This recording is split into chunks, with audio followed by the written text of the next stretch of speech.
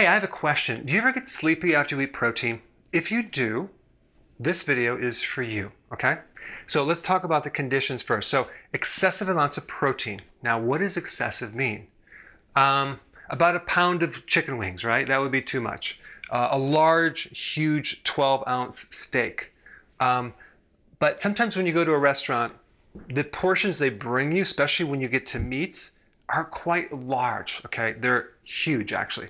It can go up to 12 ounces to 15 ounces, crazy.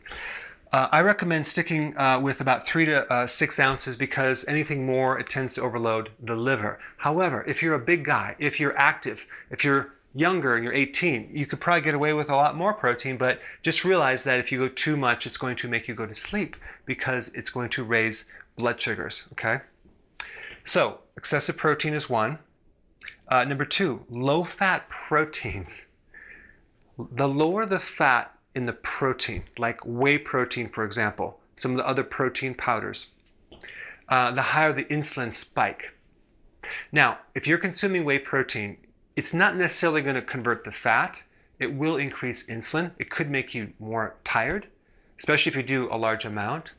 So here's what happens when you consume low-fat, like protein, like whey, but you're not doing a lot of it.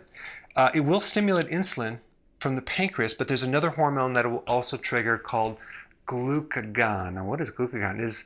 It's not sugar, it's not glycogen, it's not glucose, it's glucagon. Okay, that's a hormone that opposes insulin.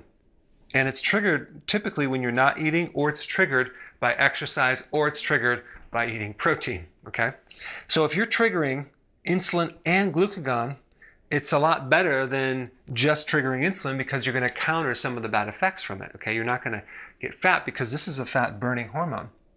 So what's going to happen, the whey protein will be driven into the cells. The insulin will help it go in there. But here's the thing. We don't want to keep triggering insulin too much because it's going to create insulin resistance. So we want to keep it low. Do I recommend whey protein powder? No, I don't. It's probably the least damaging of a lot of different proteins, but the problem is that it's kind of a refined product. And it'd be much better if you had more of a natural protein that comes in nature, which comes with more fat, and that has a lower insulin response. Okay, so now the next thing is protein with carbs. Wow, when you consume a burger with fries, a burger with a bun, a burger with ketchup, you greatly enhance insulin, and this is where you're going to want to take a nap, okay? So like protein and starches like potato, not good. Meat and potatoes, not good. I was raised in the Midwest. We did meat and potatoes 24/7.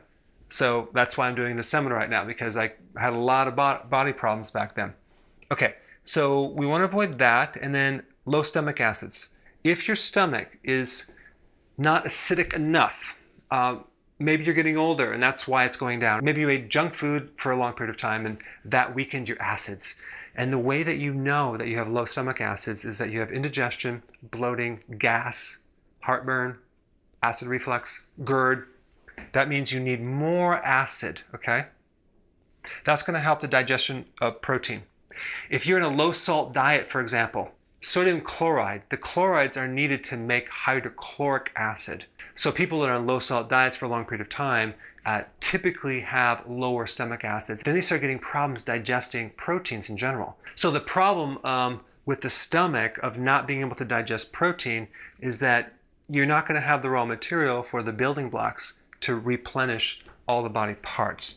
But again, if you're getting tired after consuming protein, then look at these reasons why. If you're getting tired after consuming carbs, we know it's just insulin. And if you get tired after eating fats, that could be an overloading of the gallbladder as well, or the liver. All right, so thanks for watching. I will see you in the next video. Hey, before you go, if you're benefiting from any of my content, I would love to hear about your success story. Please share it in the link down below.